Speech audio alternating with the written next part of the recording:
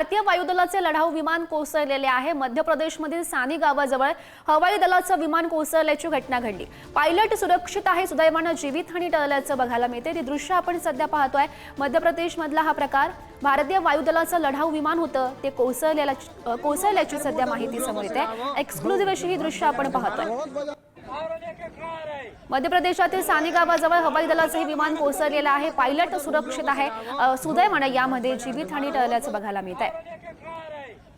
भारतीय वायुदलाचं हे लढाऊ विमान होतं आणि जेव्हा हा अपघात घडला त्या अपघाताची आपण दृश्य पाहतो। यामध्ये हे जे लढाऊ विमान आहे ते संपूर्ण जळून खाक झाल्याचं बघायला मिळत आहे आणि या विमानाला बघण्यासाठी किंवा ही जो अपघात घडला तो पाहण्यासाठी त्या ठिकाणी मोठ्या प्रमाणात गर्दी सुद्धा आपल्याला पाहायला मिळते।